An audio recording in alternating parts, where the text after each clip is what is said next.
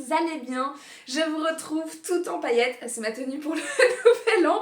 Je l'ai reçue il n'y a pas longtemps donc j'en profite pour déjà la sortir une première fois. Mais pour vous faire, vous avez vu la sélection des 10 meilleures lectures de mon année 2023. Et je vous avoue que j'ai quand même pas mal hésité au début. Est-ce que je fais le traditionnel top et flop de l'année? Et en même temps, assez rapidement, j'ai écarté cette possibilité parce que j'avais pas envie en fait de revenir sur le négatif de mes lectures. Je fais suffisamment de lectures sur un an, donc ici on doit être plus ou moins à 75 pour juste relever ce qu'il y avait de bon dans ma bibliothèque, dans mon année écoulée, etc. Et pareil, par rapport du coup au top 5, quand j'ai regardé un peu dans mes lectures de l'année, je me suis rendu compte qu'il y avait plus de 10 livres où j'avais mis sur les livres addicts que j'utilise au minimum une note de 17 sur 20. Donc juste voilà, let's go parler du coup des 10 meilleures lectures de cette année. De quelques coups de cœur, vous allez voir, parce que j'ai décidé de faire cette vidéo aussi du top 10 jusqu'au top 1 pour un peu mettre le petit suspense, pour aller à chaque fois vers du mieux. Et finalement on aura la crème de la crème. Vous le voyez, je suis super contente de vous proposer aujourd'hui cette vidéo parce que clairement je ne vais parler que de livres que j'ai vraiment adorés, ceux qui ne quitteront pas ma bibliothèque, en tout cas, c'est sûr, même d'ici des années et des années. Donc voilà, j'aime bien cette idée de vidéo, de faire ce récap. Pareil, il y a forcément des livres dont je vous aurais déjà parlé vu que j'ai commencé cette chaîne en août, fin août, ouais c'est ça.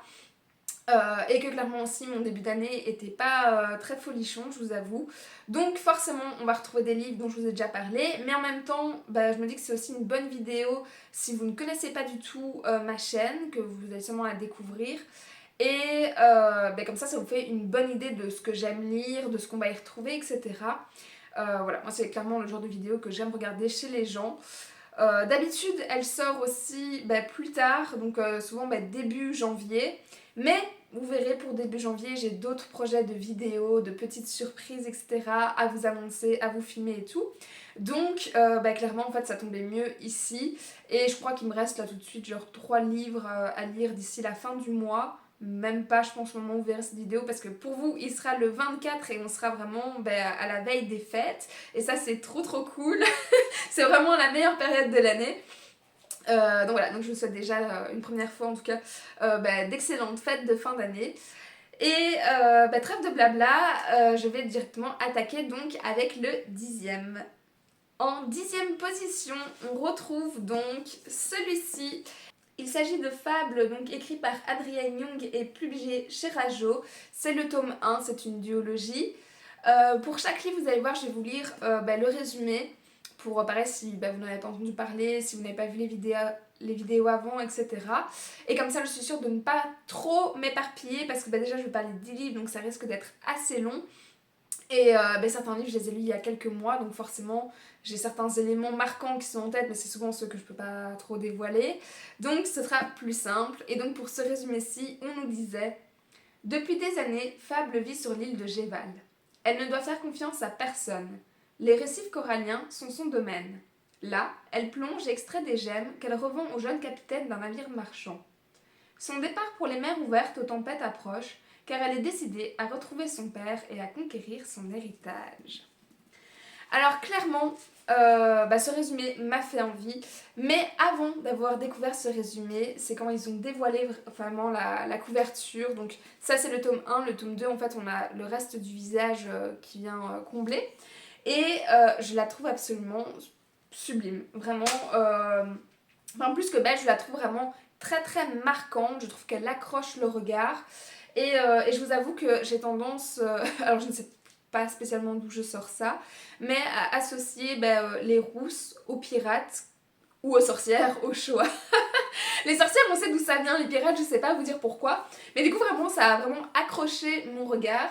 Et quand je me suis dans un second temps attardée sur le résumé que je viens de vous lire, je me suis vraiment dit ok, on a l'air d'avoir une héroïne intéressante, ça va parler de piraterie, voilà c'est un genre que j'aime bien lire aussi.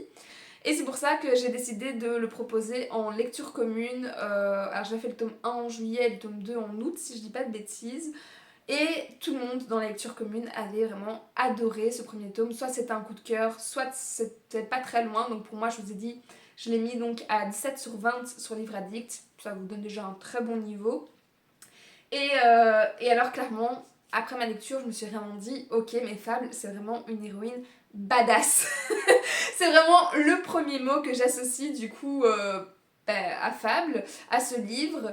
Parce que ouais, ok, c'est pas le meilleur mot le plus précis pour la décrire, mais voilà, Fable c'est vraiment un personnage que j'ai apprécié. C'est une femme forte, indépendante vraiment, euh, voilà, de par la force des choses. Euh, on va du coup suivre tout son parcours, un petit peu du coup ce qui l'amène à cette aventure aussi. C'est un roman et un personnage qui fait preuve du coup d'une grande résilience, et c'est clairement un trait de caractère que j'admire et que j'essaie moi-même du coup voilà, d'appliquer quand la situation le demande aussi. Euh, et donc voilà, j'ai vraiment aimé la suivre. J'ai aimé découvrir toute sa force, essayer de m'en inspirer aussi. Et en même temps découvrir cette fragilité, cette faiblesse, enfin faiblesse pas dans le sens péjoratif du terme, mais cette petite fêlure, en tout cas ces fractures qu'elle a. Ouais, fragilité, c'est ça. Du coup, de par son histoire qu'on découvre quand même entre deux. Et ouais, toute cette résilience, comme je vous disais, qui l'a conduit tout au long de ces 2 tomes en tout cas. Et voilà, donc c'est voilà un personnage que vraiment j'ai aimé suivre, vous l'aurez compris. Et surtout aussi, j'ai aimé suivre ses péripéties, et mon dieu, qu'elles sont nombreuses dans ce livre, ça n'arrête pas. Franchement, enfin, elle reprend son souffle dans tous les sens du terme pour le coup, mais vraiment entre deux comme ça. Aussi bien quand elle va chercher ses gemmes au fond de l'eau, qu'elle remonte à la surface, que c'est toujours parfois un peu limite. J'avoue qu'il y a eu des passages, moi j'ai vraiment du mal avec l'élément de l'eau en plus d'habitude, donc ça m'a un petit peu angoissée, je vous avoue, que vraiment voilà, au rythme des péripéties, de tout ce qui lui tombe dessus, à elle et à l'équipage du Marigold auquel elle va du coup s'intégrer. Et voilà, c'est vraiment une histoire que j'ai trouvée très chouette. Alors dans ce top, vous n'aurez par contre que le tome 1. Parce que vous allez voir, il y a d'autres livres où j'ai mis le tome 1 et le tome 2, ou alors le tome 1, genre le tome 4, etc. Mais j'expliquerai pourquoi. Mais voilà, celui-ci je ne mets pas le tome 2 parce que ça avait été une petite déception par rapport à celui-là en tout cas, parce que je trouvais que le caractère de Fable c'était un peu effacé, elle régressait quand même beaucoup. Et il y avait plus de romance, alors que dans ce tome-ci, clairement en fait, de la romance on n'en avait pratiquement pas. Et c'est pareil, suffisamment rare dans le young adulte et la piraterie pour être souligné. Donc voilà, clairement celui-ci sera le top 10 de ce classement, et je pense que je vais m'arrêter là, sinon je vais faire une vidéo beaucoup trop longue. Ensuite, en deuxième position, je vous sors du coup celui-ci, donc Mémoire de la forêt, le tome 2, qui s'appelle donc Les carnets de Cornelius Renard. C'est donc édité chez l'École des loisirs et écrit par Michael Brun-Arnaud et illustré par Sanoé surtout. Oh mon dieu, vous le savez si vous avez déjà vu ces vidéos, mais je suis vraiment en amour sur ces couvertures, sur voilà, ces illustrations en général. Voilà, vraiment, je les classe vraiment parmi les plus beaux livres de toute ma bibliothèque. Mais bon, je vais arrêter de dire 20 000 fois, sinon vous en aurez marre. Et pour le résumé, on nous disait: les festivités d'automne débuteront bientôt à Belle-Écorce. La forêt prend des airs de fête et tout le monde s'y prépare. Mais chez Archibald Renard arrive soudain un visiteur qui risque bien de gâcher les réjouissances. Célestin Loup prétend, document à l'appui, être le véritable propriétaire de la librairie qui aurait appartenu à son propre grand-père. Expulsé de ce lieu qui est toute sa vie, Archibald doit faire la vérité sur cette histoire. Accompagné de son neveu Bartholomé, il part en quête de carnets que son propre grand-père Cornelius, désormais incapable de s'exprimer par lui-même, a confiés à une mystérieuse société secrète. Et celle-ci semble déterminée à s'assurer que le renard est digne des souvenirs de son ancêtre. C'était un résumé qui était très intriguant, et en même temps, je pense qu'au moment où je l'ai lu, je ne suis pas sûre en fait d'avoir lu ce résumé avant d'avoir commencé ma lecture. J'ai un doute, est-ce que je l'ai quand même lu pour l'intégrer du coup dans ma palle du pumpkin, ou est-ce que vraiment j'y suis allée en mode, en mode YOLO, on va voir si ça marche ou pas. Je ne sais plus. Mais en tout cas, j'étais très très très heureuse et encore plus impatiente de retourner du coup dans le monde de Belle Écorce qu'a créé du coup Miguel Brin-Arnault. Et pour ça, je suis très très très admirative aussi de son travail, de son univers, voilà, de toute l'atmosphère surtout qu'il a réussi à mettre en place à travers du coup tous ses livres, parce qu'il y en aura 4 au final, c'est un par saison. Et autant le tome 1 avait été vraiment un coup de cœur absolu, vraiment rempli d'une émotion folle, enfin bref, tout le monde était complètement unanime. Autant ce tome 2, j'ai toujours été dans l'émotion, mais moins que le 1. Mais après le 1, je le mets pas du coup dans ce classement vu que je l'ai lu avant 2023. Mais voilà, il était pour moi un rien en dessous, mais je lui ai tout de même mis la note de 17/20 parce que clairement il le mérite. C'est vraiment une pépite de la littérature jeunesse et c'est aussi un plaisir de le lire quand on est déjà plus âgé aussi. Parce que clairement, si je devais donner du coup juste un mot à associer, ce serait une lecture doudou. Si vous avez vraiment besoin de ça, n'hésitez pas à, à vous plonger du coup dans cet univers-là, à rencontrer tous ces animaux qui peuplent cette forêt, qui sont absolument merveilleux, attachants, bienveillants, tout ce que vous voulez. Et ouais, clairement, enfin, c'est une lecture doudou. Elle est faite pour ça. Et en même temps, chaque tome aborde du coup des thèmes qui sont suffisamment forts aussi, malgré que ce soit pour un public jeunesse. Et ici, ça tournait plus autour des secrets de famille, un petit peu du deuil, etc. Mais c'était toujours très bien amené, justement dosé. Et voilà, même si le sujet qui est lié au secret de famille, que je ne vais pas dévoiler forcément ici, me parlait moins, moi, personnellement. Voilà, il a clairement su trouver son public et ça restait un excellent ouvrage. En plus, enfin, voilà, il y a la couverture, donc je vous disais de base, mais il y a de magnifiques illustrations aussi tout au long de l'histoire. Enfin voilà, c'est vraiment un bijou, une merveille, appelez ça comme vous voulez, mais je suis sous le charme de toute cette collection. Donc voilà, je ne pouvais pas ne pas le mettre dans ce classement et voilà, même si l'histoire en tant que telle n'a pas été vraiment le coup de cœur qui fait qu'il est plus loin dans ce classement, plus haut, il avait sa place ici du coup en 9ème position. En 8ème position, on retrouve un autre auteur absolument chouchou qui je pense se retrouve tous les ans dans mon top 10. Il s'agit bien évidemment de Vampiria. Donc ici c'est Vampiria America, le tome 1, donc le tombeau des immortels, de Victor Dixon, que je ne présente plus non plus. C'est le seul livre que j'ai lu de lui forcément cette année. Et forcément il allait se retrouver dans ce top parce que je suis absolument fan de cet auteur et de ses écrits. Donc voilà, pour rappel, Vampiria, il y avait déjà eu une première trilogie en fait dans cet univers et toute la saga complète regroupera du coup 4 trilogies qui sont donc en cours d'écriture et donc là c'est le tome 1 de la 2e trilogie, c'est pour ça le Vampiria America. Et celui-ci donc vous le voyez aussi pareil à la couverture est un peu plus porté sur les sorcières en plus des vampires et des pirates qu'on retrouvait aussi dans l'autre trilogie. Et pour le résumer, pareil pour que je ne m'éparpille pas, il nous dit « 6 desperados sans rien à perdre, une mission à haut risque dans le plus grand nid des vampires des Amériques. » Les Amériques n'ont jamais obtenu l'indépendance. Depuis 3 siècles, les nobles vampires de la vieille Europe règnent sans partage sur le Nouveau Monde. Ça, c'est ce qu'on avait du coup dans la première trilogie.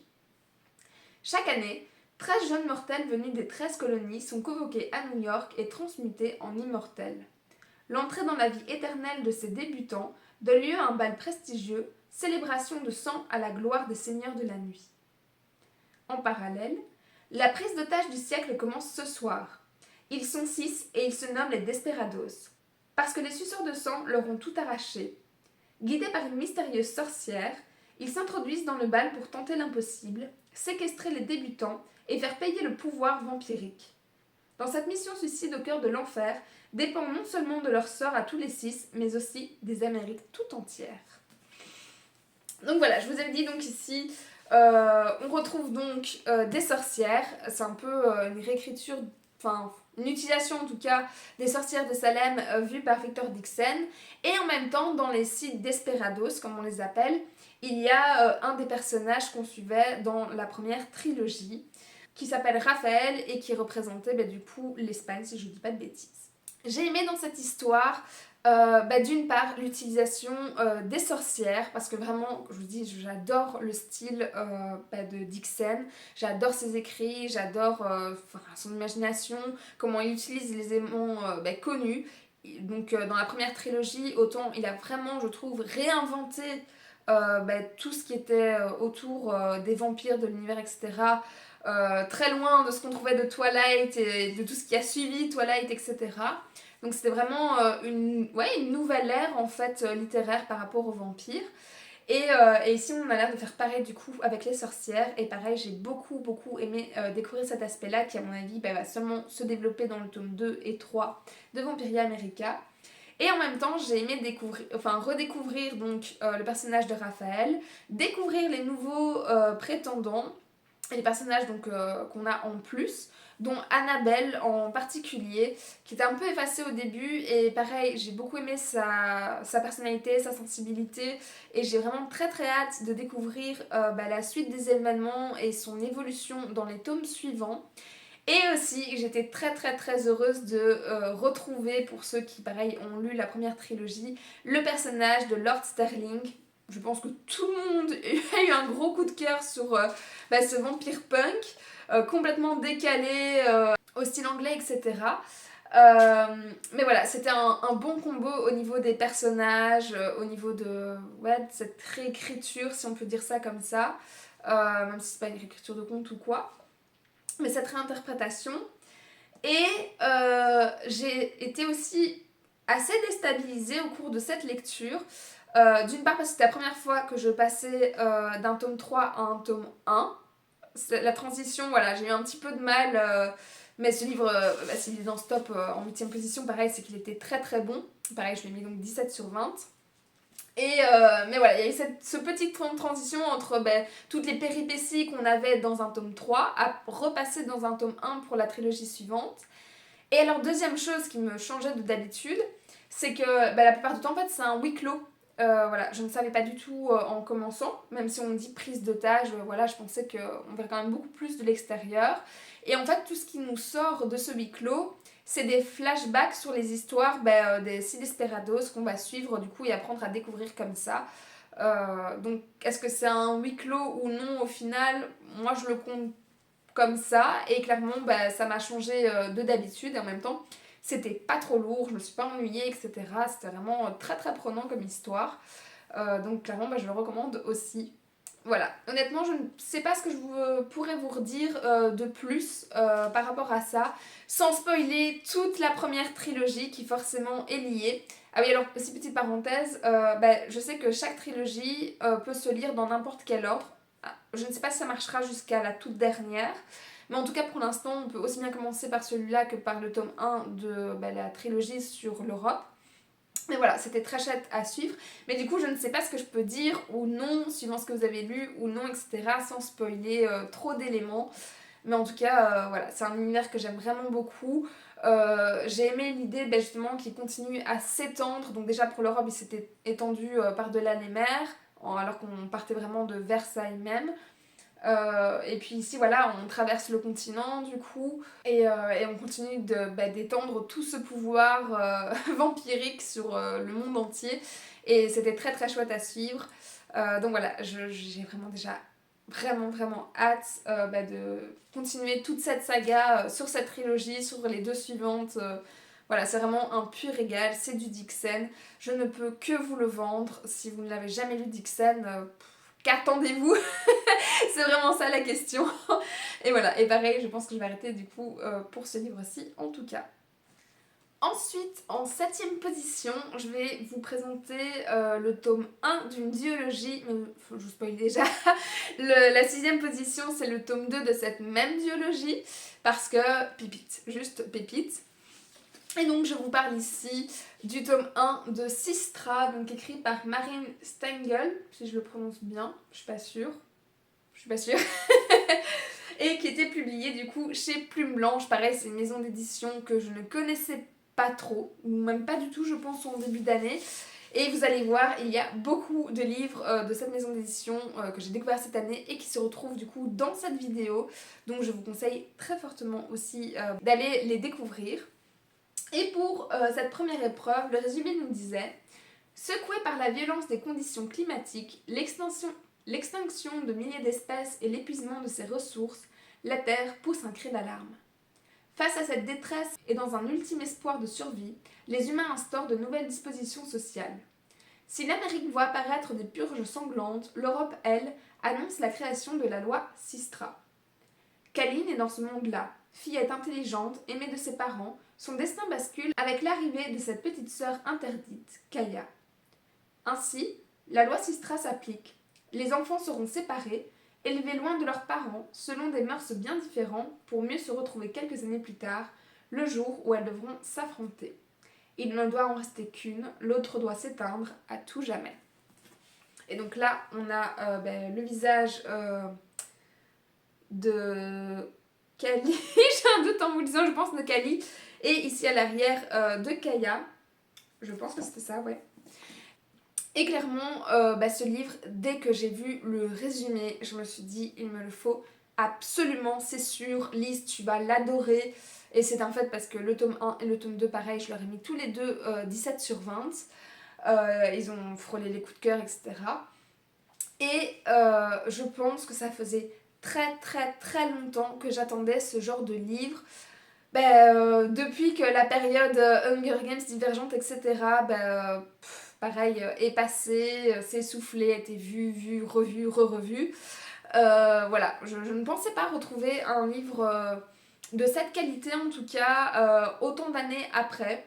Vous l'aurez compris aussi, à la lecture du résumé, il s'agit d'une dystopie. Et clairement, les dystopies, c'est ce que je préfère depuis toujours. Et je pense pour toujours, en tout cas encore pour très très longtemps, je ne suis pas là de me lasser. Parce que même si voilà, c'est vu, revu, quand on retombe sur une bonne dystopie, j'avais eu ça aussi avec La Faucheuse, que j'ai lu il y a plusieurs années. C'est toujours le genre que je préfère en fait. J'adore juste la construction, d'arriver jusqu'au bout d'une réflexion et de voir ses limites et le chemin inverse, etc. La reconstruction, toutes les ambiguïtés et tout. Enfin bref, j'adore ce genre. Et donc j'étais très heureuse de découvrir du coup ce que proposait Marine Stengel ici. D'autant que je trouve que le sujet se prêtait à merveille avec la surpopulation. On a vu beaucoup pareil de romans young adultes sur la thématique de l'écologie, qui même si elle est importante, c'est pas forcément ce que je préfère lire, en tout cas dans la littérature young adulte. Pareil par rapport aux dystopies, etc.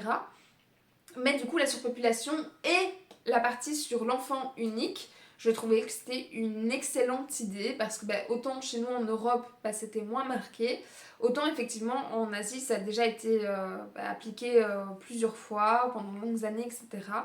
Et parce que eux ils ont vraiment ce problème de surpopulation qui leur pose vraiment souci. Et c'est déjà une réalité, je veux dire, sur Terre, même si c'est pas en tout cas encore le cas chez nous. Mais voilà, ça pose vraiment des questions, vraiment tout un tas de questionnements légitimes, et donc ça se prêtait à merveille pour la dystopie.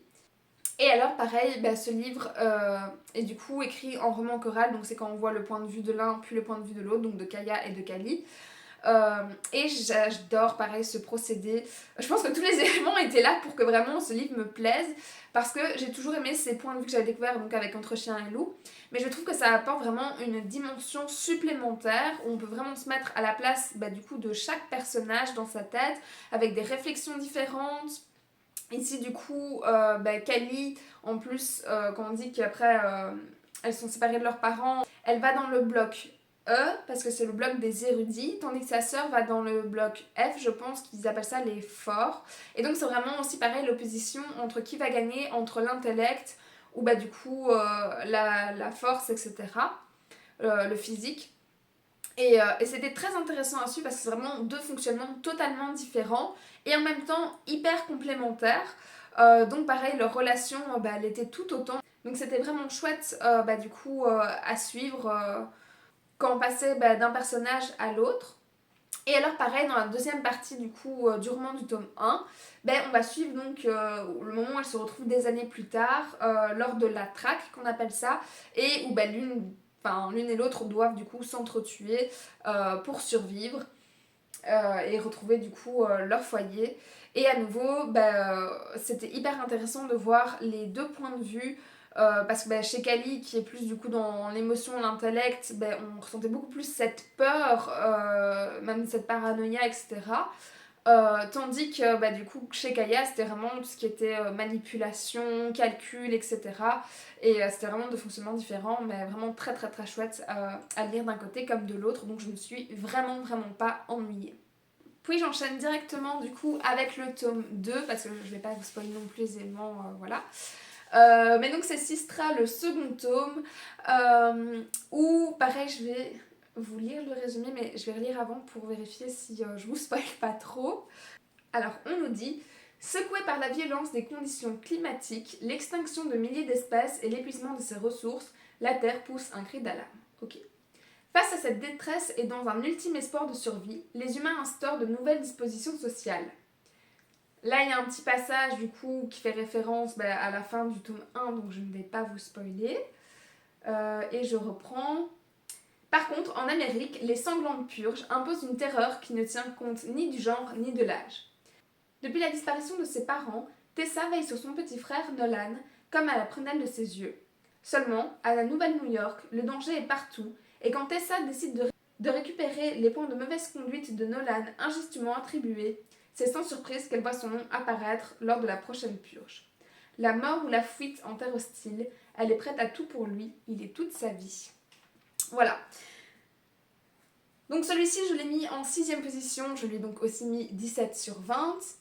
Et c'est suffisamment rare de dire qu'un tome 2, bon, en même temps c'est une duologie aussi, mais qu'un tome 2 est aussi bon que le tome 1. Vraiment, il était vraiment au même niveau. J'aurais du mal à départager du coup le tome 1 ou le tome 2 à leur classer, etc. Là, je l'ai mis dans l'ordre du coup où vous découvrez cette vidéo, c'était un ordre logique vu que je pars de la fin. Mais voilà, les deux vraiment étaient vraiment excellents à lire. Et j'ai aimé y suivre, d'une part, à la suite qui concerne du coup nos héroïnes du tome précédent, ou l'une ou l'autre, etc. Et en même temps de découvrir de nouveaux personnages, parce qu'ici je pense qu'on est quelques années après, je ne sais plus combien d'années, un truc genre 7 ans, je pense, un truc comme ça. Donc après la fin du tome 1, où on va changer de continent, vu que dans le tome 1, on parlait du coup de l'Europe, vu que là-bas il y a la loi Sistra. Ici du coup ce sont les purges, comme vous avez entendu dans le résumé. C'est exactement le même principe que La Purge, les séries de films qu'on voit du coup d'horreur au cinéma. Et où chaque habitant, en fait tout le long, alors c'est pas tout le long de l'année, donc chaque habitant quotidiennement va recevoir des points et suivant leur mauvais agissement, mais c'est vraiment au cas par cas on va dire, reçoivent des points et donc il y a un classement et quand on est tout en bas de ce classement qui est divulgué du coup à la télé, je pense que c'était toutes les 2 semaines, ils se retrouvent du coup à participer à une purge, donc comme la purge. Et donc on va suivre effectivement Tess qui se retrouve malgré elle du coup dans ce classement et à devoir vivre du coup ce genre de purge. Et pareil, j'ai beaucoup aimé du coup, déjà rien que l'idée générale que chaque continent en fait avait trouvé une solution différente. Parce que pareil, on ne dit pas ici, mais je pense, enfin, on ne dit pas dans le résumé, mais en Asie, si je dis pas de bêtises, c'était un peu la loi de l'ancêtre, et quand on arrivait à un certain âge, en fait, les gens se suicidaient automatiquement pour faire place à la nouvelle génération. et en Afrique je ne sais plus, donc je vais pas dire de bêtises, faudra que je revérifie, mais je l'ai plus en tête. Enfin bref, mais que chaque continent est du coup un fonctionnement différent et que du coup, à nouveau l'univers s'étend, donc on découvre ce qui se passe en Amérique. Et forcément, au milieu des purges, c'était très très très prenant, très haletant, etc. Et forcément, pareil, sans tout dévoiler, il y a quelques petites surprises liées à l'histoire de Tessa et du coup de son frère Nolan. Donc à nouveau, Nolan et Tessa ici. Donc voilà, dans un cas comme de l'autre, d'un endroit à l'autre, dans tous les cas, dans cette duologie, on suit du coup toute cette oppression, tout ce questionnement qui est lié à la surpopulation, de comment on pourrait faire au final, quelle solution est la meilleure, quelle solution est la moins bonne, ou enfin ce genre de choses. Est-ce que c'est légitime à un moment de faire un enfant unique? Si pas, qu'est-ce qu'on fait du coup du deuxième enfant, comme c'était le cas en Asie? Voilà, ça m'a vraiment amené beaucoup de questionnements, beaucoup de craintes aussi sur l'avenir à long terme. Parce que bon là, au moment où je parle, on est quand même quelques milliards déjà sur Terre et ça ne fait que s'accroître d'année en année. Donc il y a un moment au niveau ressources et tout, la question se pose. Et donc voilà, c'est un thème par rapport aux dystopies que j'ai vraiment beaucoup apprécié, qui a été très bien écrit, très haletant, très prenant, enfin voilà, d'une grande qualité. Et je vous recommande du coup forcément ces deux livres puisqu'ils se retrouvent en 7ème et 6ème position. On arrive dans le top 5, donc vraiment dans la crème de la crème. Il reste un livre à 17 sur 20 et puis on passe au-dessus. J'ai trop hâte de vous en reparler. Et il s'agit de Tu comprendras quand tu seras plus grande de Virginie Grimaldi, donc là c'est l'édition livre de poche. Et je vais vous lire directement le résumé qui nous disait: quand Julia débarque comme psychologue à la maison de retraite des Tamaris, elle ne croit plus guère au bonheur. Une fois sur place, elle se souvient aussi qu'elle ne déborde pas d'affection pour les personnes âgées. Dire qu'elle a tout plaqué pour se sauver, dans tous les sens du terme. Mais au fil des jours, la jeune femme découvre que les pensionnaires ont des choses à lui apprendre. Son quotidien avec des papis farceurs, des mamies fantaisistes et des collègues au cœur brisé lui réserve des surprises qui pourraient bien l'aider à retrouver le sourire. Sans oublier Raphaël, le petit-fils d'une résidente, qui ne la laisse pas indifférente. Une histoire de résilience, d'amour, d'amitié, un livre plein d'humour et d'humanité qui donne envie de savourer les petites joies de l'existence. Entièrement d'accord. Alors, la relation que j'ai avec ce livre, je dirais, est très personnelle pour le coup. Parce que voilà, sans entrer dans tous les détails de mon année écoulée, cette année, j'ai dû être en arrêt de travail plusieurs mois pour cause de dépression, et en partie liée au boulot. Et du coup, mon arrêt médical avait commencé en début avril. Et j'avais clairement besoin de souffler, de me retaper très très très clairement. Et j'avais clairement besoin d'une lecture doudou, réconfortante, assez facile à lire, etc. Par un univers dense, hyper compliqué et tout. Et tout naturellement, en fait, quand j'ai regardé ma wishlist, mon choix s'est porté donc sur Virginie Grimaldi, dont j'avais déjà lu plusieurs ouvrages et qui est pour moi la reine du feel good en fait. Et j'avais vraiment besoin de ça en fait à ce moment-là quand j'ai commencé mon certificat médical. Et ça m'a fait un bien fou, vous n'avez vraiment pas idée. C'était dingue. Et j'avais du coup pareil plusieurs livres de Virginie Grimaldi que je n'avais pas encore découvert. Et quand j'ai lu ce résumé, je me suis dit ok, c'est toi. Parce que vraiment il y a des livres comme ça où ils peuvent être pendant des années dans votre wishlist, où vous tentez, bof, on verra si je le laisse ou pas, etc. Et puis à un moment, juste c'est son moment. Il y a des livres comme ça, on les lit et on se dit ouais, c'était vraiment le moment quoi. Et celui-ci, il en fait très très très clairement partie, donc c'est pour ça que j'ai vraiment une accroche toute particulière pour celui-ci qui pareil ne bougera jamais de ma bibliothèque, c'est sûr et certain.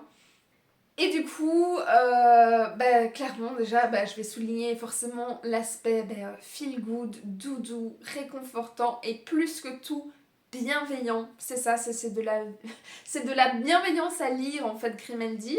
Et en même temps, pareil, dans chaque livre, elle traite d'un sujet au minimum, peut-être parfois plusieurs, importants.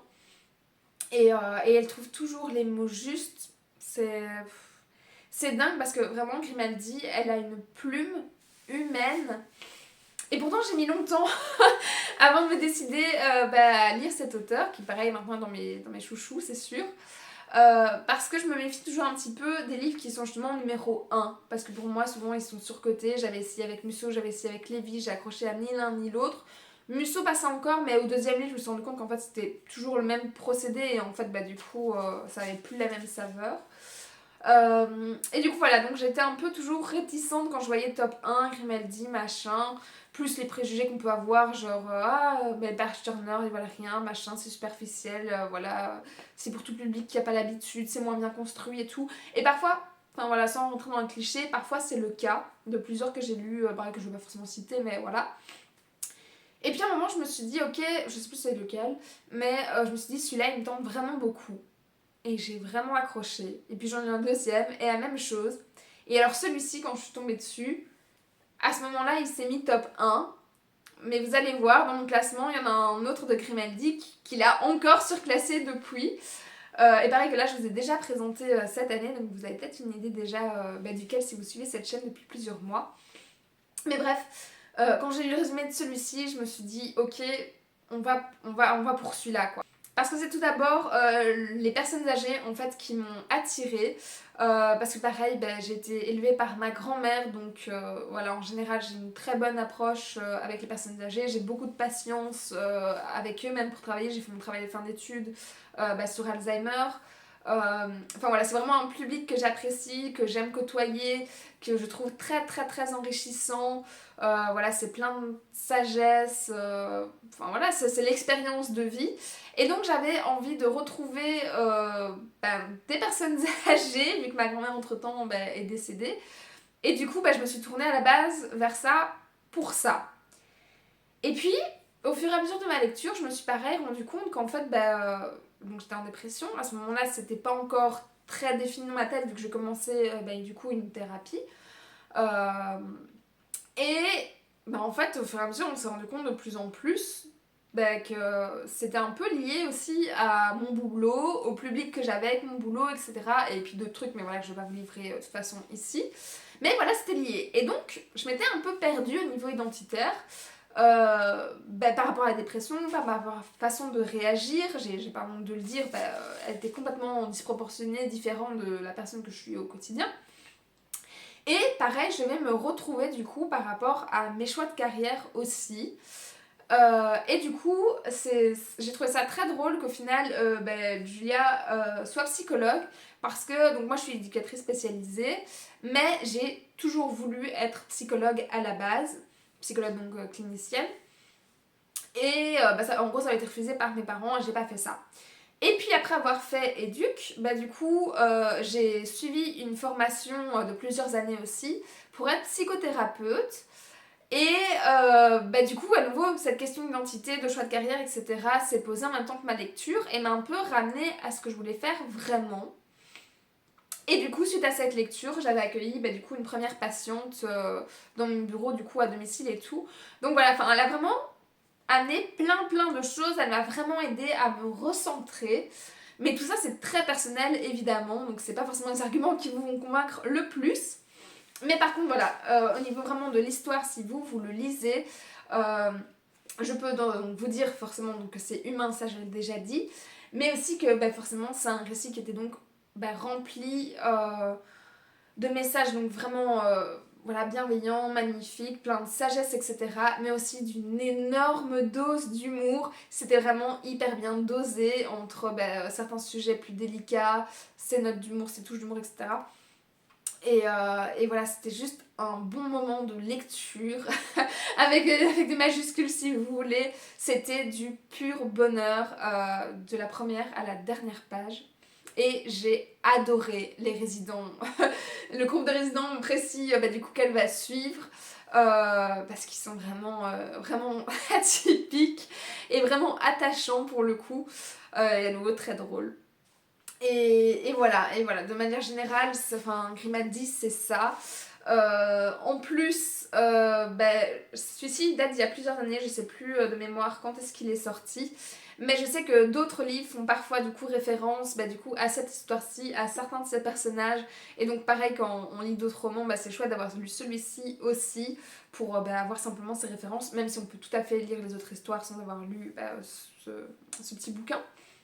Mais voilà, ça amène un petit plus et je ne peux que vous le conseiller parce que vraiment c'était que du positif à tous les niveaux. Et voilà. J'aurais clairement aimé juste pouvoir y aller fort physiquement en plus au Tamarin et passer du moment dans cet endroit, même être engagée en tant qu'éducatrice du coup pour ces personnes là et tout, enfin vraiment ça aurait été un pur plaisir quoi, donc je vous le recommande très chaudement. En quatrième position, ici ça va se corser. Alors celui-ci, on est toujours à un 17 sur 20. Et ça va être vraiment très compliqué de vous en parler sans spoiler, etc. Oh mon dieu, j'ai peur. Mais bref, il s'agit du tome 1.1. Et là, normalement, vous l'avez peut-être si vous avez suivi du coup pareil mes dernières vidéos ou que vous suivez mes publications du coup sur Instagram. Mais je vous sors du coup le tome 1.1 de la Guilde des Ombres, donc écrit par Anatrice et publié donc chez Plume Blanche. Et pour pas m'éparpiller toujours, je vais vous lire le résumé. Alors, on nous dit: la Guilde des Ombres règne sur les rues misérables de Clepsydre, alias la Cité des Vices. Ces assassins elfides sont les bras armés de la déesse de la mort depuis 5 siècles. Pour accomplir leur œuvre ténébreuse, ils se servent de leur lame ainsi que de leurs dons surnaturels. En ce jour, la Guilde des Ombres accueille une nouvelle recrue dans ses souterrains. Pour la première fois de l'histoire de Terre-Flamme, une enfant humaine est pressentie pour devenir une ombre. Si elle échoue à embraser cette voie, la mort viendra réclamer son dû. Bon, c'est vraiment dur de s'attaquer à ces livres-ci, je vous jure. Sans spoiler la suite. Alors j'ai déjà commencé en vidéo, mais maintenant je suis plus loin, donc vraiment il faut que je réfléchisse de où s'arrêter, quel tome. Et je pense que je vais pas seulement parler que de ce tome 1. Donc déjà, il faut savoir que donc, je vous ai dit c'était le tome 1.1. Et chaque tome de cette série, que vous voyez ici, est divisé du coup en 2 livres. D'où le 1.1, 1.2, 2.1, 2.2, 3.1, 3.2. Voilà. Et le tome 1.1 et .2, en gros, sont un peu comme un préquel du reste de l'univers. C'est pour ça que c'est compliqué de ne pas spoiler la suite de la saga en partie. Alors, qu'est-ce que je peux vous dire dessus ? Tout d'abord que j'ai entendu parler de ces livres par ma meilleure amie. Donc Megan, si tu repasses par ici, tu as visiblement eu raison de me tanner à mort avec cette saga. Parce que c'est vrai qu'elle est incroyable. J'ai ensuite regardé forcément les résumés, du coup en tout cas de ce tome-ci. J'ai écouté du coup ce qu'elle m'en disait. J'ai vu plusieurs vidéos qui en parlaient ou pareil des chroniques sur Instagram. Et surtout, j'ai vu que sur Livre Addict, donc où je vous ai dit que je mettais mes cotes, une moyenne de dingue pour toute cette saga. Parce qu'en gros, pour vous donner une idée, la plus haute, je pense que j'avais vue pour l'instant, c'était celle d'Harry Potter et de Elana qui sont ici. Et qui étaient dans les 18 et quelques. Et celui-ci, les moyennes étaient encore au-dessus. Et je me suis dit, c'est quoi cette série où le tome 3.1 et 3.2 que je n'ai pas encore lu là tout de suite, sont cotés en moyenne à plus de 19. Genre aucun Harry Potter n'a connu ça, aucun Elana ou quoi n'a connu ça. C'était dingue quoi. Et je me suis dit, ok, si je le lis pas, je passe vraiment à côté de quelque chose, c'est pas possible. Et c'est comme ça que je les ai achetés tous d'un coup sur un énorme coup de tête.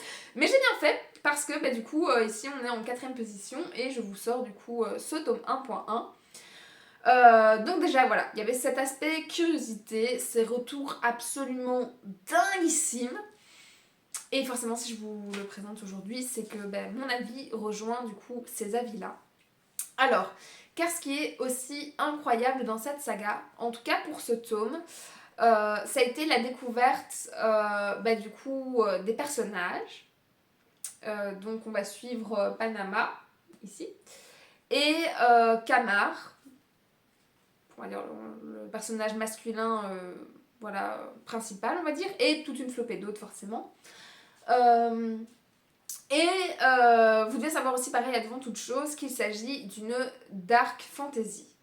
Je n'ai jamais lu de dark fantasy jusqu'ici, mais clairement, visiblement, elle a l'air au-dessus de toutes les autres, donc si vous aimez bien le genre, vous aimerez celle-ci aussi. Et donc, j'ai découvert ces personnages, cet univers, et ce côté dark, du coup, tout au long de l'histoire de la saga. Et première chose, la première, c'est que j'ai suivi du coup ce côté dark. Et donc, j'ai suivi toutes les péripéties de tout ce qui arrive à Panama. Et effectivement, il s'en passe des trucs. Pareil, je peux pas vous les dévoiler, hein, ce qui est très très très frustrant. Et très compliqué quand je fais mes vidéos de bilan à chaque fois du mois. Mais il lui arrive une chier de trucs sur la gueule. Et c'est impossible qu'on reste indifférente face à son histoire, face qu'il tombe dessus, au retournement de situation. Le truc pour ça, c'est un véritable Game of Thrones, ça n'arrête pas, c'est la descente aux enfers, enfin... c'est le meilleur récap que je peux vous faire, c'est que vraiment c'est dur quoi, c'est vraiment, on est dans le dark plus. Donc je ne conseille pas ces livres à tout le monde, mais si vous êtes un habitué du genre, si vous voulez découvrir un excellent ouvrage dans ce genre-là, etc., La Guilde des Ombres est un excellent choix. Ça, c'est le premier point. Donc pour le côté dark qui te laisse pas indifférent, tu passes par toutes les émotions, la colère, la haine, l'étonnement, l'effarement, enfin tous ces trucs-là, parce qu'on n'est vraiment pas sur un petit niveau. Et d'une autre, du coup, forcément, vu qu'on suit les personnages, c'est la psychologie des personnages. Donc si je vous ai parlé de Panama et de Kamar, qu'on va suivre en personnages principaux, mais il y en a vraiment beaucoup autour. On suit, je pense, une dizaine de personnages en tout. Et chaque personnage est vraiment construit, mais avec une profondeur. Enfin, vraiment. Anna-Trice, vous devez savoir, en fait, a mis 20 ans à construire du coup son univers et cette saga. Et je peux vous dire qu'en 20 ans, elle a clairement eu le temps d'approfondir les choses à fond, autant pour l'univers que du coup pour ces persos, où ils ont des réactions humaines ou complètement inhumaines au choix. Mais enfin, ils ont vraiment tous, chacun, leur propre fonctionnement. Et je pense que même si à un moment, elle ne mettait plus aucun nom, surnom, parce que oui, aussi, chaque personnage, du coup, a au moins, forcément un nom. Un surnom, souvent lié au nom d'ombre qu'il va acquérir. Et environ 5 autres surnoms par personnage. Donc il faut suivre un peu le truc, mais tout est référencé. Et je vous avoue que moi j'avais même mis un post-it à côté, donc c'était un sacré niveau. On est clairement dans de la fantasy, du coup ici adulte, et plus dans le young adulte que j'ai l'habitude de lire. Et voilà, chaque perso a vraiment un fonctionnement. Et même si on retirait en fait tous leurs noms, je pense que j'aurais aucun mal à suivre l'histoire, parce qu'ils ont vraiment chacun un fonctionnement qui leur est propre. Des qui leur sont propres, vraiment, ils sont excessivement bien travaillés et leur psychologie d'autant plus. Et comme je vous disais avant, j'adore la psycho. Et donc forcément, j'ai adoré suivre des personnages qui étaient aussi bien construits. Pour moi, souvent, c'est un des grands critères dans ce que j'aime lire. Et ici, c'était juste un niveau incroyable. Donc voilà, pour le tome 1, le résumé ne le dit pas spécialement, mais en gros on va suivre Panama qui va intégrer les ombres et ça va plus être la formation en fait, tout son parcours un peu scolaire et sa découverte de son pouvoir en tant qu'ombre, où elle est suivie par son tuteur, donc je vous disais Kamar, et il va vraiment être axé sur ça, où vraiment c'est sa formation si vous voulez d'assassin, vu que les ombres sont des assassins commandité. Donc voilà, ce tome-ci tourne un peu beaucoup autour de ça. Je ne vais pas forcément vous parler du coup de la suite, des péripéties, même si c'est ce qu'il y a de plus intéressant. Mais pareil, je peux vous dire que du coup, la partie 1.2, comme c'est logiquement le même tome, vu que d'ailleurs on reprend, je sais plus s'il s'arrête au chapitre, on va dire 36, il reprend au chapitre 37, donc c'est vraiment une coupure d'un gros bébé. Mais voilà, je vais juste m'arrêter à cette partie-ci pour rien spoiler. J'aurais très bien pu vous montrer l'autre livre, mais autant commencer par le tome 1.1 pour commencer à vous parler de cet univers tout simplement. Parce qu'en troisième position, enfin le top 3, en fait j'ai mis le dernier tome que j'ai lu de cette saga. Et donc là pareil, je vous ai mis le tome 2.2 pour que ce soit un minimum logique. On commence par vraiment le tout début et on termine par la fin du 2, voilà. Pareil, je pense que je vais lire le résumé avant de vous le lire pour voir si je spoil pas, si je peux dire certains éléments ou quoi. Ok, donc je peux clairement pas vous résumer, lire le résumé qu'il y a ici. Je vais regarder pour le résumé du tome du coup 2.1.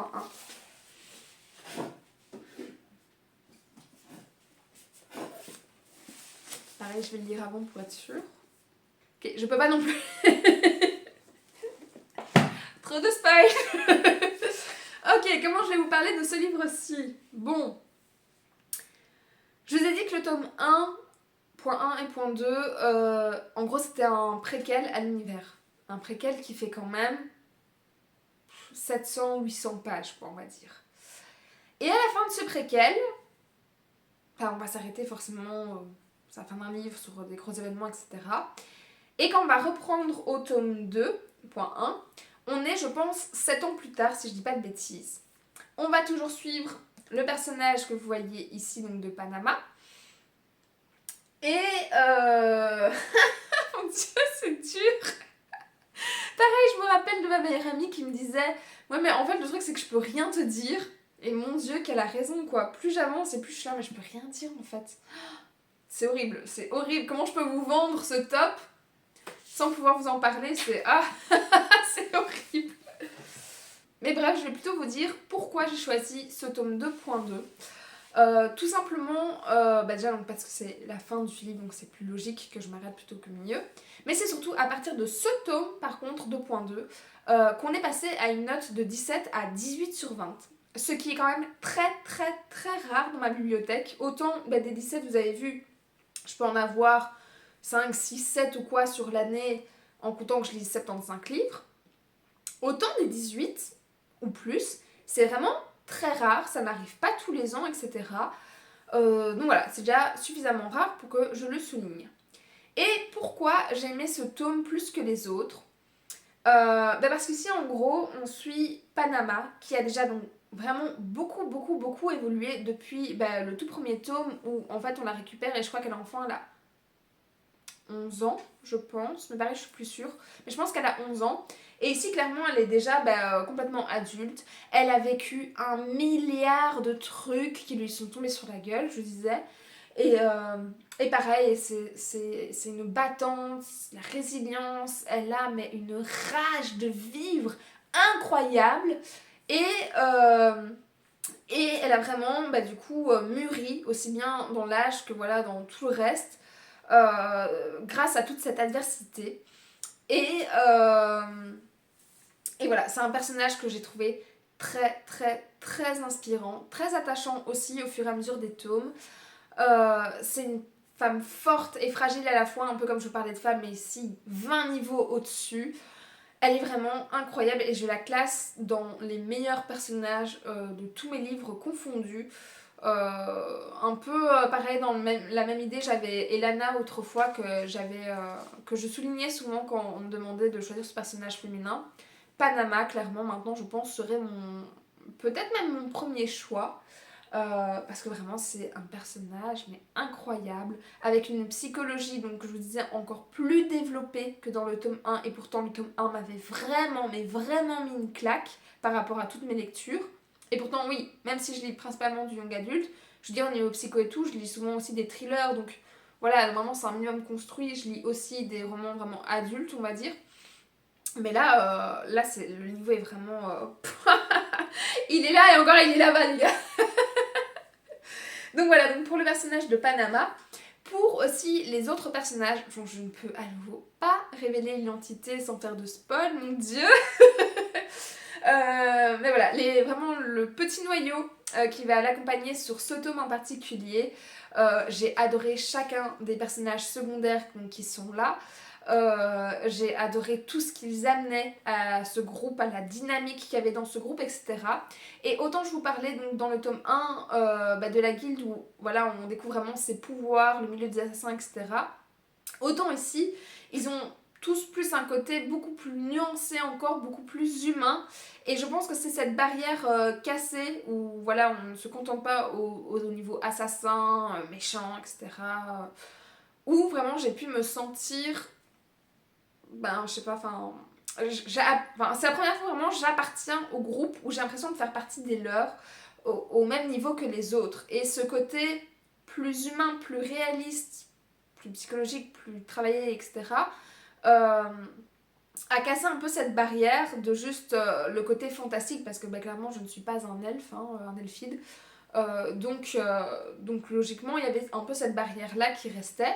Dans ce tome-ci cette barrière tombe et vraiment je vous dis la dynamique du groupe, etc. Enfin juste je me voyais dedans avec eux dans ce groupe, etc. Enfin voilà, donc pour ce côté-là, je pense que c'est ce qui manquait jusqu'à ce tome, cette dernière barrière, parce qu'au niveau attachement, bah forcément au fur et à mesure des tomes et des péripéties, bah, il avait fait que grandir aussi. Et alors pareil, bah, dans ce tome-ci, on découvre de nouveaux personnages, et j'ai beaucoup apprécié ces nouveaux personnages. Pareil, donc je ne peux pas révéler l'identité, mais ils apparaissent à partir du tome 2.1. Et il y en a un, je me demande si c'est même pas à partir de 2.2, parce que pareil, comme je dis, bah, les deux parties d'affilée, j'ai du mal à voir où s'arrête la fin d'un tome à l'autre. Mais voilà, coup de cœur aussi pour un des deux personnages principaux qu'on suit du coup ici. Et pareil, ce personnage-là, je pense, est dans le top de tous mes personnages confondus, un de ceux que je préfère dans toute la bibliothèque. Donc ça a beaucoup joué aussi forcément. Voilà. Pour ce qui est des persos scolaires, je ne peux malheureusement rien dire de plus. Si ce n'est que vous allez les adorer, c'est sûr et certain. Je vous dirais, avec des moyennes comme ça, tout le monde est complètement unanime et moi avec. Et pour ce qui est de l'univers aussi, pareil. Donc je vous parlais de la psychologie qui a un niveau incroyable, mais l'univers est complètement dingue au niveau voilà, fantasy. Il s'élève vraiment. Et pareil, je déteste quand les gens font ah, c'est comme un Game of Thrones, ah, c'est comme Harry Potter, ah, c'est comme Hunger Games, etc. Enfin, souvent, je sais que c'est nul à côté, vraiment. Autant ici, l'univers qu'Anatrice a créé, du coup, je vous disais, pendant 20 ans, s'élève, mais sans souci, aux côtés des plus grands. Genre, pareil, des Harry Potter, du Seigneur des Anneaux, enfin, de Star Wars, enfin, tout ce que vous voulez, ces trucs-là. Bah, Terre-Flamme, il est vraiment de ce niveau-là, quoi. Il est incroyable, il est là, tellement au-dessus de nous, tellement au-dessus de ce qu'on peut concevoir, nous tout seuls en tant que simple lecteur, c'est incroyable. Il est d'une densité par contre, là là. Mais voilà, je dis ça, mais pareil que les surnoms que je vous disais, il y en a une blinde. Ben, autant c'est vraiment hyper dense, autant Anatrice a vraiment trouvé le truc pour amener les infos au compte-gouttes et qu'on soit pas perdu. Même s'il y a beaucoup de choses à retenir, c'est vraiment, on reçoit les infos au fur et à mesure. Il y a certains rappels quand ça fait trop longtemps, etc. Il y a en plus, donc je vous disais, les rappels au début du livre à chaque fois il y a 3-4 pages qui t'expliquent les guides, qui t'expliquent les relations, les religions, les lieux, etc. Enfin bref. Mais donc ouais, c'est très dense et en même temps, elle a vraiment fait tout son possible pour que ça reste accessible. Voilà, le seul bémol que je peux trouver à cette saga, et pourtant je vous ai mis 18 et il est top 3, c'est que vous voyez, l'écriture est vraiment toute petite, les marges sont minuscules et du coup je lis vraiment hyper lentement chacun des tomes. Vraiment. Pour vous donner une idée, d'habitude je lis 50-60 pages par heure, ici j'en lis 20-25 quoi. Quand je lis un tome, ça me prend 10 jours, mais genre je fais rien d'autre en dehors que mon boulot, et ça, je vous jure, c'est affolant. Et encore ce tome-ci, j'ai alterné, j'ai pris le livre audio en plus, parce qu'il y avait une offre sur Audible pour les fêtes de fin d'année. Et j'ai alterné, j'avais encore mes chemins de trajet au boulot, etc. Enfin, voilà, c'est pas le livre que vous allez lire en 3 jours, il est plié, vraiment, vraiment pas. Mais à côté de ça, d'un côté c'est hyper frustrant, et je vous dis, je fais que ça, donc à un moment, je suis quand même contente de terminer le tome, même si je l'ai adoré, parce qu'après il me faut un truc vraiment léger, rapide et tout. Autant voilà, c'est un plaisir de pouvoir le prolonger aussi autant de jours, autant d'heures et autant de tomes, du coup. Du coup, voilà, je vais m'arrêter en disant ça parce que tout ce que je voudrais de plus, je ne peux pas. Mais voilà, retenez juste, ils ont des 18 de moyenne jusqu'ici. Les suivants ont des, que vous voyez là, donc, ont des 19 de moyenne et c'est amplement mérité en fait. C'est vraiment mérité. C'est pas pour tout le monde, mais si vous aimez, c'est vraiment un des meilleurs que vous pourrez lire, je suis sûre. Donc voilà, top 3. Bon, je m'excuse, mais le cadre a dû légèrement bouger. Heureusement, je voulais terminer de parler d'un livre. Mais en fait, j'ai eu un appel, je filme avec mon téléphone, du coup ça a coupé la vidéo. Heureusement, je n'ai rien perdu parce que il y avait déjà plus d'1 heure que je tournais à mon avis. Mais bref, fin de la parenthèse, je vous reprends ici du coup pour vous faire du coup le top 2. Et je ne sais malheureusement pas en fait vous le montrer parce que je ne l'ai pas en main. Parce que je l'avais en fait écouté en audio parce que j'étais en fait en vacances et sur la route du retour il me restait je sais pas 15 heures de trajet et en fait j'avais fini toutes mes lectures donc ça allait être un peu long avec les bouchons et tout et donc j'ai téléchargé sur Nextory ce livre-ci. Donc il s'agit de Une belle vie de Virginie Grimaldi. Alors je ne sais plus trop chez qui c'était édité. Et pareil, je ne sais pas vous lire le résumé vu que je ne l'ai pas en main propre. Mais je peux vous dire que c'était l'histoire en fait de 2 sœurs, donc Agathe et Emma, qui ne s'étaient pas vues pendant plusieurs années et qui se retrouvent en fait, je pense, pour un peu après le décès de leur grand-mère, pour vider leur maison d'enfance ou leur maison de leur grand-mère. Un truc comme ça, de leur grand-mère je pense.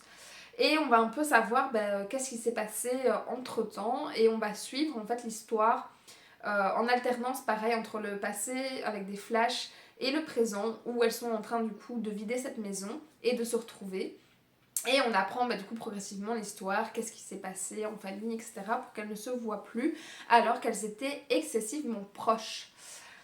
Alors j'ai tout bonnement adoré cette histoire. Pareil, je lui ai mis 18 sur 20. Ça a été un véritable coup de cœur. Je ne m'attendais pas à l'apprécier autant. Même si, directement en lisant le résumé, je me suis dit, ok, on parle de sœurs. On parle du coup d'une grand-mère. C'est du Grimaldi, j'apprécie en général. Mais voilà, je pensais que j'allais aimer, mais pas à ce point-là. J'ai été prise par une émotion, mais complètement folle, dingue, mais vraiment qui m'a... Vraiment très très très très profondément. Et qu'est-ce que je peux vous dire? Tout d'abord en fait, donc pareil, on va suivre en point de vue alterné. Donc je vous ai dit déjà, ça c'est quelque chose que j'aime beaucoup. Et donc on va alterner entre le point de vue des 2 sœurs, donc de Emma et de Agathe. Et je me suis retrouvée dans ces 2 sœurs. Donc pour la simple et bonne raison en fait que j'ai moi-même du coup... j'ai une sœur et pareil un demi-frère et une demi-sœur, mais je suis très très très très très proche de ma sœur, Déborah, pareil si tu passes par ici, je ne suis pas sûre, mais bon, dans l'autre, coucou. et donc forcément, je me suis retrouvée dans cette sororité du coup entre sœurs. Et je me suis retrouvée autant dans le personnage d'Agathe, qui est du coup complètement écorchée par la vie et qui est un peu la plus petite dont il faut prendre soin, etc. Qui a des sauts d'humeur dans tous les sens, qui est pas facile à vivre en fait, tout simplement. Il y a des gens comme ça. Et dans le personnage du coup de Emma, la grande sœur, qui du coup forcément est protectrice parce que c'est la plus grande, parce que sa petite sœur est fragilisée, etc. Et donc qui doit un peu être plus forte par la force des choses aussi. Même si pareil, elle a toute sa vie, toutes ses fragilités, et qu'elle parfois là en a trop plein, qu'elle en a marre, enfin ce genre de choses. Et bah du coup, suivant la situation, je me suis retrouvée dans l'une et dans l'autre, voilà, d'un moment à l'autre de l'histoire. Donc pareil, c'était très enrichissant de passer, d'avoir les deux points de vue, etc. J'ai adoré. Parce que pareil, dans ma relation avec ma propre sœur, bah forcément, moi je suis la plus petite des quatre de toute façon. Mais voilà, dans certains traits de caractère, je me suis retrouvée dans l'autre, dans certaines situations qu'on a même vécues nous, voilà, à la maison ou en dehors, à devoir prendre soin de l'autre, etc. Voilà, je me suis vraiment retrouvée dans cette définition du lien de frère-sœur, enfin de sœur ici pour le coup, dans cette relation pour les bons moments comme les mauvais, parce que forcément si elles ne se sont plus vues, c'est qu'on va suivre aussi toute cette partie en fait qui est pas toujours très joyeuse, qui fait partie de la vie. Et ouais, je me suis vraiment beaucoup retrouvée dans notre propre relation et dans cette définition même universelle de c'est quoi finalement des vrais liens de sang qui peuvent passer toutes les années. Alors je sais pas que c'est forcément le cas pour tout le monde. Je vois bien dans mon entourage en fait que tous les frères et sœurs ne vont pas forcément liés à un niveau aussi intime, aussi fusionnel parfois les uns avec les autres. Suivant les familles, mais pour ma part en tout cas c'était ça. Il y a un moment avec ma soeur j'étais vraiment très fusionnelle, moi maintenant, mais clairement du coup je me suis vraiment retrouvée dans cette description de ce que c'est un lien familial vraiment entre frères et sœurs. Puis du coup aussi j'ai adoré suivre du coup ces deux personnages qui je trouve parfois agaçants mais surtout très attachants, très bienveillants l'un envers l'autre, très humains. Genre, je le dis tout le temps franchement avec Grimaldi, j'ai l'impression de me répéter quand je parle d'elle, mais vraiment Virginie Grimaldi a cette plume incroyable pour parler de la vie, pour parler de l'humain, des imperfections, de ce que c'est réellement. Elle est vraiment très réaliste dans ses écrits. Elle a vraiment un talent comme nul autre par rapport à ça. Et c'est pour ça que j'aime la suivre, même si je suis pas à la base particulièrement friande justement des secrets de famille ou de ce genre de récits en général. Mais pour elle, elle pourrait vraiment nous raconter tout et n'importe quoi. C'est tellement vivant comme lecture. C'est incroyable. Et j'adore la suivre et la lire du coup pour ça.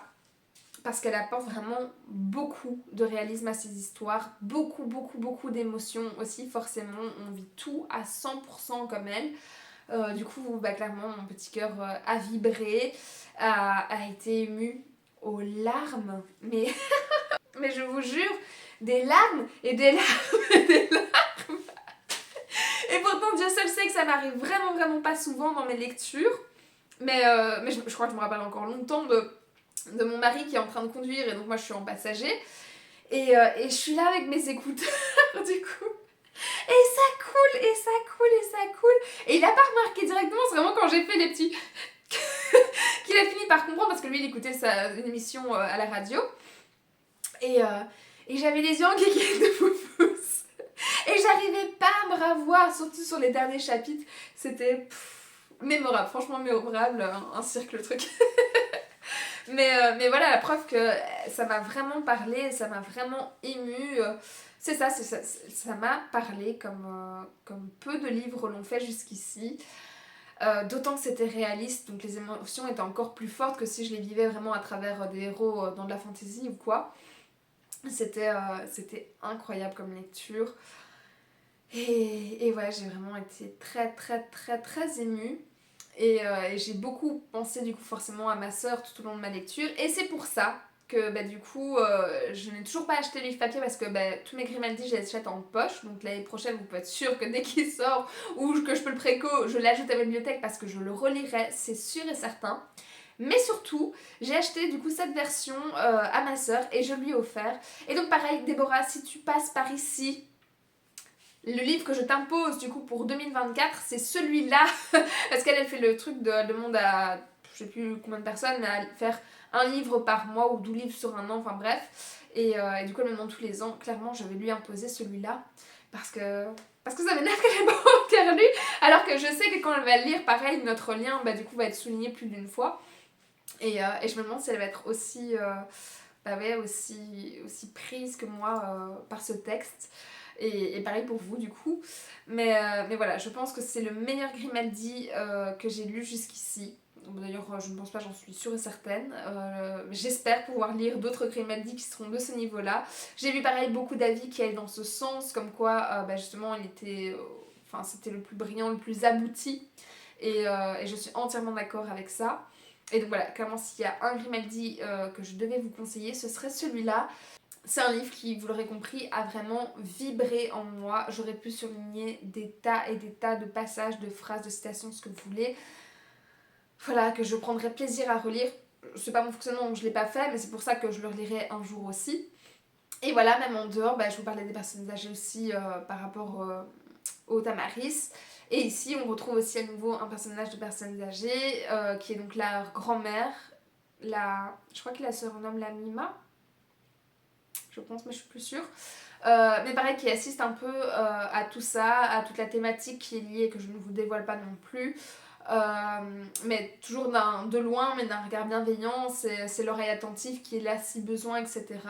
C'est un personnage qui n'est pas présent dans l'histoire, beaucoup, parce qu'elle est déjà décédée quand l'histoire commence, mais qui est toujours là un peu en fond. Et c'était un peu ce que ma propre mamie faisait aussi. Donc pareil, ça m'a mis beaucoup de baume au cœur de pouvoir aussi la retrouver elle à travers ce récit. Donc clairement, si on retrouvait et ma mamie et ma soeur dans ce livre, ça ne pouvait qu'atterrir comme un coup de cœur, vu que c'est clairement deux des trois personnes qui sont les plus importantes pour moi, donc avec mon mari forcément. Donc voilà, c'est vraiment un récit qui m'a beaucoup parlé et qui a parlé visiblement à beaucoup de gens aussi. Donc voilà, que ce soit pour du coup la relation de sororité ou que ce soit pour la thématique qui est abordée et que je vous garde secret pour rien spoiler. Parce que voilà, je pense que ce sera plus enrichissant si vous pouvez la découvrir par vous-même tout simplement. Et enfin, on arrive déjà, je dis déjà, mais je sais que ça fait plus d'1 heure que je filme. Je sais pas ce que ça va donner au montage, mais à mon avis, on sera toujours proche d'1 heure ou un peu plus. Un peu plus. Donc voilà, j'espère que vous avez pris franchement une boisson. Je vous dis parfois d'habitude, prenez un cappuccino, un café, un thé, un chocolat chaud, ce que vous voulez. Ici, on est le 24, donc ce sera sûrement un chocolat chaud. Pourquoi pas un vin chaud, ce que vous voulez. Surtout qu'à mon avis, vous n'aurez pas le temps de regarder cette vidéo le 24. Vous serez en famille, donc ce sera sûrement après les fêtes, on va dire entre le 26 et le 30. Hein, d'où les petites paillettes. Mais voilà. Tout ça pour dire qu'on arrive donc au premier. Et à nouveau, ici je lui ai mis, j'hésitais entre 18 et 19 et finalement je me suis dit, je ne mets jamais 20 je pense, c'est très rare. Et je me suis dit, en fait, il justifie clairement le 19, Lise, pourquoi tu lui mettrais pas tout simplement, à un moment t'es exigeante, mais il répond vraiment à ses exigences. Et c'est un livre que pareil, je m'attendais à aimer, mais pas à ce point-là, parce qu'il s'agit d'une BD, et donc vous l'aurez peut-être reconnu, donc il s'agit du Plongeon, donc c'est de Séverine Vidal et Victor Pinel, donc aux éditions Grand Angle. Et pareil, je vais vous lire le résumé. En fait, on nous dit un EHPAD, des fesses, de l'amour et des rires. En fermant une dernière fois les volets de sa maison, Yvonne, 80 ans, abandonne 40 ans de sa vie pour intégrer un EHPAD. Le changement est rude pour cette femme indépendante, d'autant qu'elle a encore toute sa tête. Elle a du mal à s'acclimater à cette nouvelle vie qui la rapproche douloureusement de la mort.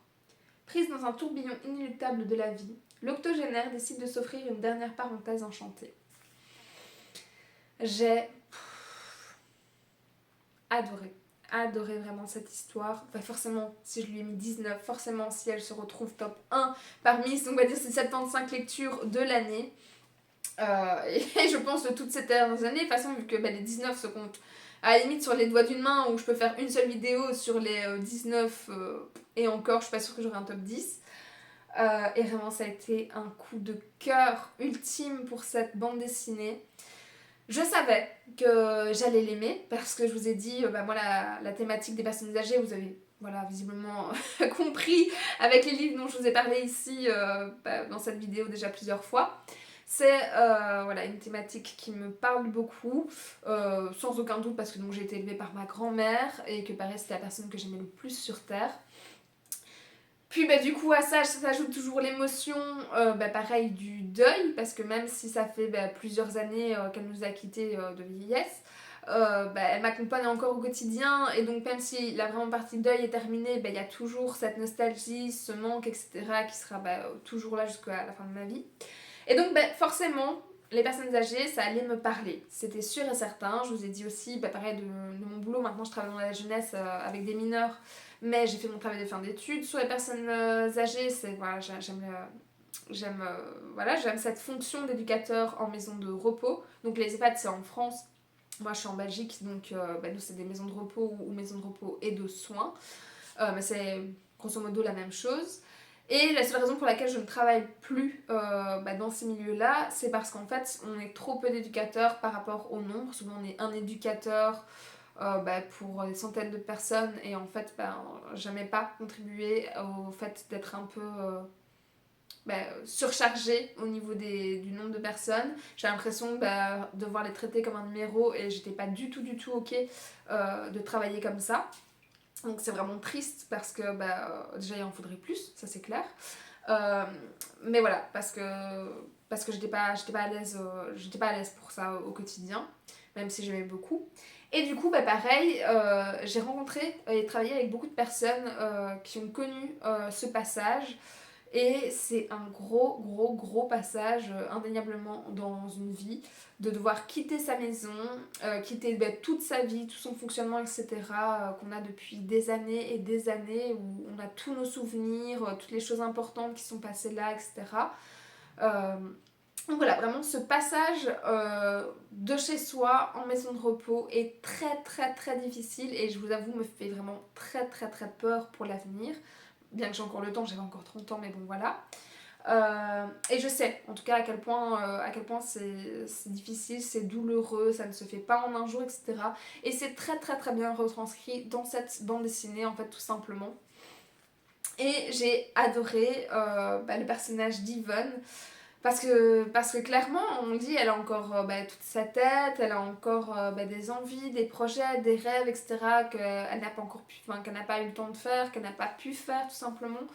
Mais voilà, elle n'a pas envie que ce soit le point final, en fait, déjà au jour J de sa vie. Elle veut continuer à vivre malgré ce changement, à vivre pleinement. Et donc, voilà, toute cette envie, toute cette force, tous les petits changements qu'elle essaye d'amener pour ça, était très chouette du coup à suivre dans cette histoire. Parfois j'ai eu le sourire, parfois j'étais dégoûtée pour elle, et très souvent j'ai pleuré. Et pareil, je vous disais avant que je pleure très rarement sur mes lectures. Là ça fait 2 livres en un an, et pourtant je crois que là sur les 5 dernières années d'avant, il y en avait peut-être eu 2-3 aussi, 2 sur peut-être 3. Donc voilà, ça m'arrive pas souvent. Et, et j'ai pleuré des litres, mais des litres. Mon Dieu, je n'arrivais vraiment plus à me ravoir, je vous jure. Je l'ai lu dans mon lit. Il y a mon mari qui était, du coup, il veillait plus tard, et il était sur son PC en train de jouer à des jeux vidéo. Et je revenais dans son bureau, ça coulait de partout. J'arrivais vraiment pas à me ravoir, à faire cesser, enfin... Et j'allais le voir, je crois. Pourtant, elle est pas très grande, hein. Elle fait quoi? Elle fait 50 pages? C'est pas... Ok. Ouais, elle fait 80 pages, et je crois que toutes les 6-8 pages, je devais la poser, et vraiment, j'essayais de me... j'essayais de me j'essayais de me ravoir, j'essayais de me reprendre, ce que vous voulez. Et j'arrivais pas, et je devais aller au bureau et demander un câlin, et il essayait de me calmer, et puis j'y retournais. Un cirque. Mais je l'ai vécu à fond, genre vraiment, enfin, elle m'a émue, mais ouais, aux larmes, le mot est vraiment faible, mais elle m'a touchée en plein cœur, et en même temps, c'était beau, c'était tendre, c'était rempli d'espoir, mais c'était triste aussi. Et ça m'a beaucoup angoissée aussi sur certains sujets, donc je vous ai dit, voilà, j'ai vraiment pas hâte de vivre moi-même cette étape-là. Je pense que je vais avoir vraiment beaucoup de mal, même si c'est encore très loin. Mais ça m'a fait prendre conscience de plein de choses. par rapport à ce qui se passera jusque-là, au moment de vie que je dois encore vivre, construire, etc., dans ma propre maison, dans ma famille. Voilà, tant que j'ai encore la chance et la possibilité surtout de pouvoir le faire avec de belles personnes, etc.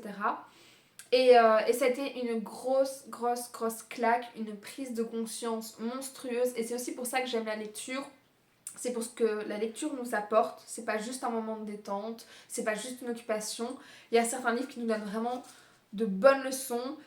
Certains livres m'ont changé, m'ont aidé, etc. Et celui-ci m'a vraiment donné une prise de conscience monstrueuse. Et c'est vraiment, je pense, une de mes résolutions pour 2024 et la suite, c'est de consacrer plus de temps du coup à mes proches pour vivre ces moments-là qui valent plus que n'importe quoi d'autre, avec les gens que j'aime, etc. Alors c'est très bateau, je sais, dit comme ça, je veux dire, tout le monde le sait, mais je sais pas... une prise de conscience qui a vraiment différents niveaux et celle-ci, on a été vraiment 2-3 niveaux au-dessus. Donc j'aurais du mal à vraiment le définir parce que ouais, sinon ça peut faire très bateau. Et autant j'essaie de le faire, autant ici en plus, voilà, mon mari est militaire, donc forcément on ne sait pas voir toujours des moments à deux ou être présent à tous les événements. Puis pareil, moi j'ai des horaires inversés du coup avec mon boulot, je travaille les week-ends, je travaille les jours familiers ou quoi, suivant les endroits où je suis. Et donc pareil, je peux pas assister à tout non plus dans la famille. Mais voilà, j'ai vraiment envie depuis cette lecture de mettre ça plus en avant, d'avoir une discussion avec mon mari pour dire ok, cette année on va faire ça, on va essayer de s'accorder autant de temps pour nous, autant de temps pour les gens. Et tant pis si d'autres trucs passent à la trappe dans les loisirs, dans la lecture, dans le sport, que sais-je. Ou même de belles jours de repos, même si on a besoin de temps en temps aussi, mais voilà, de prendre un peu sur soi tant que je peux aussi par rapport à ça. Et voilà, ce livre m'a vraiment fait conscientiser l'importance d'être entourée, de prendre ce temps, parce que voilà, pareil, si je suis éducatrice, c'est parce que je crois en l'humain, en tout ce que ça apporte, et même si je vois des choses franchement pas joyeuses. Mais voilà, c'est de recentrer ça aussi dans ma vie, dans mon quotidien. Et du coup, je suis très contente d'être tombée sur ce livre à l'aube de ma trentaine. Voilà, pour vraiment voilà, être ok, être réalignée avec ça. Et puis voilà. Voilà, je pense que en un mot, c'est une leçon de vie. Et il y a des éléments comme ça, genre le Covid, j'avais vu ça aussi, qu'il nous faut prendre conscience de l'important, de l'essentiel. Et je pense qu'à l'aube de mes 30 ans, ouais, c'est vraiment une leçon que je suis contente d'avoir eue maintenant, d'avoir vraiment compris. Peut-être que ça se fait naturellement avec l'âge aussi, ça je sais pas, ça doit jouer aussi, mais bon voilà. Mais cette BD, clairement, je ne peux que vous la conseiller parce que c'est vraiment ce qu'elle m'a apporté. Et au-delà de ça, donc c'est un très chouette personnage, c'est très tendre, c'est drôle, c'est léger et profond à la fois, c'est justement dosé, enfin, c'est vraiment une pépite parmi les pépites. Pareil, c'est le genre de cadeau maintenant que j'ai envie de faire à tout le monde. Enfin voilà, c'est vraiment une très belle histoire et voilà, l'histoire de la vie, quoi, de plein de sagesse, plein de leçons, d'humain. Voilà, il y avait tout pour plaire. Je peux pas vous parler plus que ça de l'histoire, vu que ça fait 80 pages, c'est une BD. Mais c'est dingue de se dire tout ce qu'elle avait en 80 pages, en fait. Donc voilà. Top 1 2023. Voilà. Bon, mon petit copion est du coup terminé. Cette vidéo aussi, elle va être infiniment longue. Est-ce qu'on va passer les 1h30? Je ne sais pas. Mais voilà, j'espère en tout cas que ça vous a intéressé, que vous avez passé un bon moment en regardant cette vidéo, que j'ai réussi à vous donner envie, que vous avez noté 2-3 titres, etc. Que vous prendrez aussi autant de plaisir que moi à découvrir du coup ces livres, cette BD, etc. Voilà, pour moi ça a été le meilleur en tout cas de cette année 2023 qui avait très mal démarré, hein, donc pas des trucs que je vous ai dit, pas foufou. On a eu un moment, une petite panne de lecture, mais bon, la dépression a joué aussi, plus le fait qu'il y avait pas mal de lectures que j'avais pas aimé en début d'année. Et puis finalement, on s'est très bien rattrapé sur ces derniers mois, donc je suis ravie. Voilà, ces lectures ont été à l'image de mon année, du meilleur et du pire. Voilà, en tout cas j'espère que vous de votre côté vous avez aussi passé une excellente année, que vous avez fait de merveilleuses lectures. On est du coup le 24 décembre, en tout cas au moment où vous voyez cette vidéo. Et pareil, du coup je vous souhaite le meilleur, très très très sincèrement, pour toutes les fêtes ici tous les jours qui vont arriver. Voilà, je ne sais plus si vous aurez une vidéo d'ici l'année prochaine, mais en tout cas profitez à fond du coup de ces moments du coup très précieux. Je vous souhaite du coup d'excellents moments et d'excellentes lectures et je vous fais plein de bisous évidemment.